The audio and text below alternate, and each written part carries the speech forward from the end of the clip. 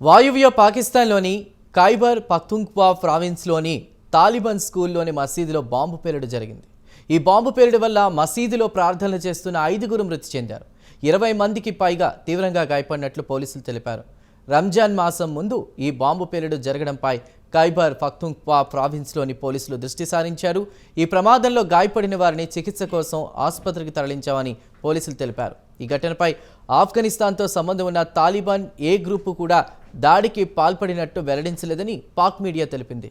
పాకిస్తాన్లోని ఈ తాలిబాన్ స్కూల్కి యూనివర్సిటీ ఆఫ్ జిహాద్ అనే పేరుంది. ఎందుకంటే ఇందులోని విద్యార్థులకు ఉచితంగా భోజనం, దుస్తులు, విద్యను అందిస్తూ తాలిబాన్లుగా ట్రైనింగ్ ఇస్తారు.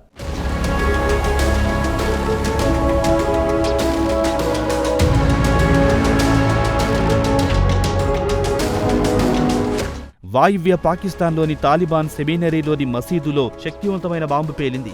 ఈ ఘటనలో కనీసం 5గురు ఆరాధకులు మరణించగా 20 మందికి పైగా గాయపడ్డారు. ఖైబర్ పఖ్తుంఖ్వా ప్రావిన్స్లోని అకోరా ఖట్టక్ జిల్లాలో ఈ పేలుడు సంభవించింది. ఈ ఘటనలో తీవ్రంగా గాయపడిన వారిలో జమియత్ ఉలేమా ఇస్లాం పార్టీలో వర్గానికి అధిపతి అయిన హమీదుల్ హక్ కూడా ఉన్నారు. అయితే పేలుడు ఘటనపై అధికారులు దర్యాప్తు చేస్తున్నారని, గాయపడిన వారిని ఆసుపత్రిలో చికిత్స అందిస్తున్నారని జిల్లా పోలీస్ చీఫ్ అబ్దుల్ రషీద్ తెలిపారు.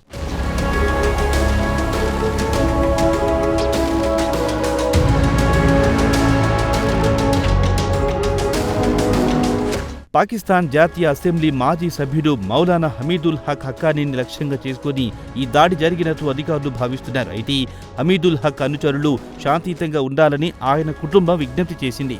జామియా హక్కానియా సెమినరీకి కూడా హమీదుల్ హక్ ఇన్ఛార్జిగా ఉన్నారు. గత 2 దశాబ్దాలుగా అనేక మంది ఆఫ్ఘాన్ తాలిబన్లు ఈ సెమినరీలో చదువుకున్నారు. దాడి జరిగినప్పుడు డజన్కు పైగా పోలీస్ అధికారులు మసీదుకు కాపలాగా ఉన్నారని, హక్కానియా సెమినరీకి కూడా సొంత భద్రత ఉందని చెబుతున్నారు. దీంతో ఈ ఘటనను ఆత్మాహుతి దాడిగా పోలీసులు చెబుతున్నారు. అయితే ఇప్పటి వరకు ఏ సంస్థ కూడా బాంబు దాడి ఘటనకు బాధ్యత వహిస్తూ ప్రకటన చేయలేదు.